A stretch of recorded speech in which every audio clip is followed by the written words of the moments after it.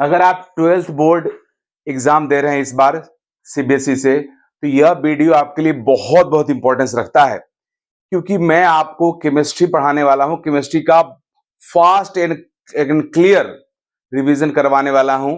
इससे जो आपके पास 6-7 दिन है इसके बीच में, इसका मैं एक शेड्यूल बनाया हूं और इस शेड्यूल में आपसे प्रिपरेशन कीजिए भी। यह वीडियो बहुत जरूरी है, क्योंकि आप 1 सेकंड 1 मिनट भी टाइम बर्बाद नहीं कर सकते हो। मतलब अगर आप चाहते हो कि बोर्ड एग्जाम में बहुत ही बेहतरीन मींस 70 आउट ऑफ 70 मार्क्स आपको आए, तो इसी तरह से आपको रिवाइज करना होगा और मैं रिवीजन अपने यूट्यूब चैनल पर करवाऊंगा। देखिए कैसे। यहाँ पे 12th board CBSE chemistry revision, इसमें जैसे आज 21 फरवरी है, आज के दिन आपको हैलो अल्केन्स हैलोरेंस का रिवीजन करना है, मैं कराऊंगा। और साथ में केमिकल काइनेटिक्स।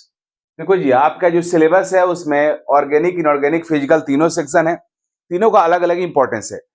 फिजिकल में है क्या कि कॉन्सेप्ट क्लियर है, थ्योरेटिकल चीज भी लिखना पड़ता है ज्यादा, फिर से न्यूमेरिकल्स भी करना रहता है। तो कॉन्सेप्ट क्लियर होने के साथ साथ न्यूमेरिकल्स में भी आपको प्रैक्टिस होना पड़ेगा, तब जाकर के आप अच्छा कर सकते हो। तो और ऑर्गेनिक न्यूमेरिकल तो होता नहीं है, कंप्लीट कॉन्सेप्चुअल होता है। इसलिए दोनों को मिक्स करके रिवाइज करोगे तो मोनोटोनिसिटी नहीं होगा, ज्यादा टाइम तक आप अच्छे से रिवीजन करोगे पूरे इंथू के साथ, एनर्जी के साथ। तो हैलोल्केन्स हैलोरेंस ऑर्गेनिक केमिस्ट्री में, और केमिकल काइनेटिक्स आपको करना है फिजिकल में। केमिकल काइनेटिक्स का 1 वीडियो मैं अपने यूट्यूब पे लोड कर दिया हूं। 12th केमिस्ट्री रिवीजन करके मैं कोर्स कर दे रहा हूं, जिसमें सारे वीडियो रहेंगे। आप जाकर यूट्यूब चैनल पे इसको देख सकते हैं। और पर डे के पर डे आपको करना है, क्योंकि नेक्स्ट इस टॉपिक पे फिर क्वेश्चन भी प्रोवाइड करूंगा और दूंगा और उसको डिस्कस भी करूंगा। लेकिन अभी केमिकल काइनेटिक्स का वीडियो अपलोडेड है, उसको आप देख सकते हैं, उससे आपका काम हो जाएगा। वो हैलोल्केन हैलोरेंस का वीडियो अभी मैं लोड करने वाला हूं, कुछ देर में आपको 3-4 घंटे बाद मिल जाएगा यह। इसके बाद 22 फरवरी मीन्स कल आपको करना है अल्कोहल, फिनॉल एंड ईथर। इसके साथ इलेक्ट्रोकेमिस्ट्री भी करना है। अल्कोहल, फिनॉल मीन्स हैलोल्केन हैलोरेंस जो चैप्टर ऑर्गेनिक केमिस्ट्री का बहुत इंपॉर्टेंस रखता है। मैक्सिमम कन्वर्शन वाला जो क्वेश्चंस रहता है वो हैलोल्केन हैलोरेंस से ही आता है, इसलिए बहुत बहुत इंपॉर्टेंस रखता है हमारा टॉपिक। लेकिन अल्कोहल, फिनॉल, ईथर जो है ये बहुत ज्यादा डिफिकल्ट सेक्शन नहीं होता और इससे बहुत ज्यादा स्कोपिक नहीं रहता है, क्योंकि इसके बहुत सारे रिएक्शंस हमारे एल्डिहाइड कीटोन से भी कनेक्टेड रहते हैं और बहुत रिएक्शंस के हैलोल्केन हैलोरेंस से भी कनेक्टेड रहता है। तो अल्कोहल, फिनॉल, ईथर आप इजीली कर सकते हो और आप देखोगे तो आपको पता चलेगा भी। इसलिए इसके साथ मैं फिजिकल केमिस्ट्री का सबसे बड़ा सेक्शन इलेक्ट्रोकेमिस्ट्री रखा हूं। इलेक्ट्रोकेमिस्ट्री बहुत इंपॉर्टेंस रखता है, बहुत ज्यादा इस चैप्टर से मार्क्स वाला क्वेश्चन आता है, मीन्स बहुत सारे क्वेश्चन आते हैं जो ज्यादा मार्क्स के रहते हैं। जनरली जो हम लोग का जो आपका 4 मार्क्स का जो क्वेश्चन रहता है, जिसमें आपको पैसेज देता है और उसके बेसिस पे क्वेश्चन रहता है, वो इस सेक्शन से आता है, या 5 मार्क्स वाले क्वेश्चन भी इस सेक्शन से आते हैं।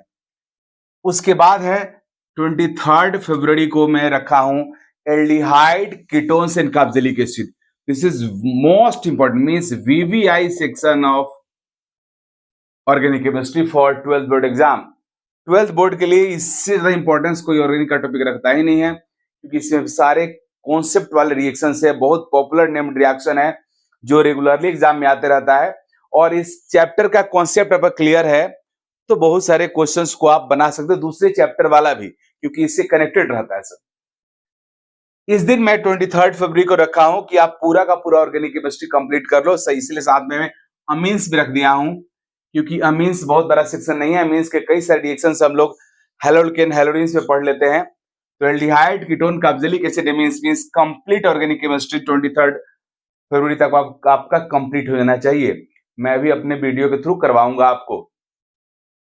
इसके बाद 24 फरवरी को मैं रखा हूं बायोमोलेकुल्स और इसके साथ सॉल्यूशन चैप्टर, जो फिजिकल केमिस्ट्री का है। बायोमोलेकुल्स हमारा थोड़ा एनसीईआरटी में जो है उसी से क्वेश्चन आता है, उससे बाहर नहीं आता है। ये थोड़ा रटने वाला, याद रखने वाला सेक्शन है हमारा। सॉल्यूशन चैप्टर फिजिकल केमिस्ट्री का हमारा काफी स्कोपिक है, ये इसमें याद रखने वाला भी बात है और न्यूमेरिकल्स भी आता है, मींस थ्योरेटिकल न्यूमेरिकल सभी क्वेश्चन से आते हैं। ऑब्जेक्टिव बहुत सारा क्वेश्चन इस सेक्शन से आता है, इसलिए बायोमोलेकुल सॉल्यूशन भी काफी इंपॉर्टेंस रखता है। अब है 25 फरवरी को वह कंप्लीट इनऑर्गेनिक केमिस्ट्री। दोनों को मैं साथ में रखा हूं क्योंकि डीएनए ब्लॉक के जो हमारे क्वेश्चंस होते हैं वो मैक्सिमम कनेक्टेड रहते हैं हमारे कोऑर्डिनेशन केमिस्ट्री से, कॉम्प्लेक्स कंपाउंड से, क्योंकि D block N A block के एलिमेंट्स कॉम्प्लेक्स कंपाउंड बहुत सारा फॉर्म करते हैं। इसलिए ये पूरा का पूरा coordination chemistry and DNA block दोनों सेक्शन एक साथ हम लोग रिवाइज करेंगे 25 फरवरी को।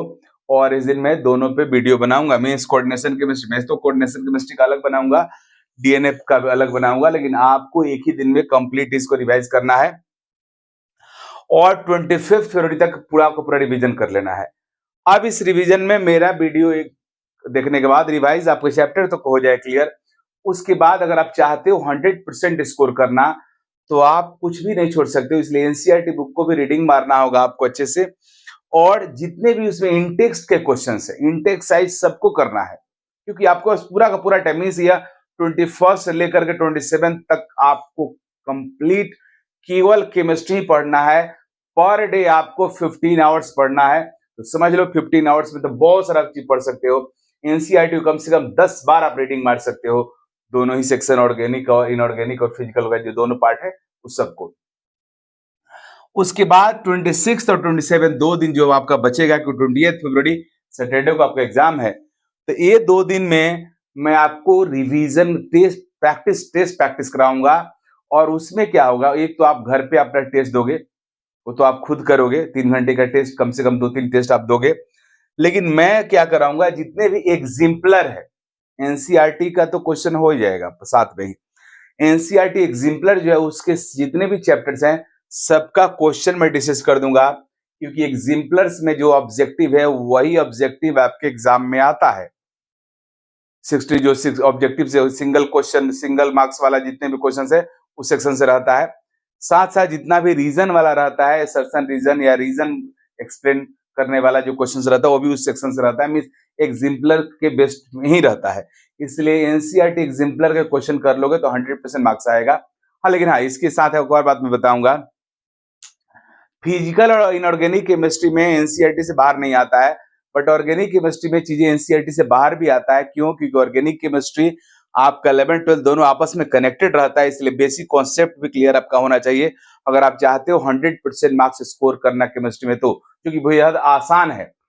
जिसमें जैसे आइसोमेरिज्म का सेक्शन आपका जो स्ट्रक्चर आइसोमेरिज्म है वो आपका होता है 11th का, लेकिन उसका क्वेश्चन 12th में भी रहता है, क्योंकि आपसे पूछेगा कि how many mono halo derivatives are possible from a particular alkane, तो उस केस में आपको टाइप ऑफ हाइड्रोजन पता होना चाहिए। तो सब पॉइंट को मैं डिस्कस कर दूंगा। 1-2 क्वेश्चंस बाहर से भी आता है, लेकिन आप एनसीईआरटी जितना मैं करवा रहा हूँ वीडियो उसको अगर पूरी तरह से कर लोगे तो मैं गारंटी दे सकता हूँ कि 100% केमिस्ट्री में मार्क्स ला सकते हो। मेरे बहुत सारे स्टूडेंट्स अब तक 100% मार्क्स लाए हुए भी हैं, तो आप भी ऐसा कर सकते हो। इसलिए 1 मिनट टाइम बर्बाद ना करो। जब तक मैं वीडियो इस जब टॉपिक में बना रहा हूं तब तक आप खुद से भी पढ़ो, और केमिकल काइनेटिक्स जो आज का है वो वीडियो मेरे यूट्यूब पे लोडेड है, उसको आप जाकर के देखो। तब तक मैं हैलोल्केन हैलोरिन्स का वीडियो आपके लिए अवेलेबल कर रहा हूं। Okay, thank you.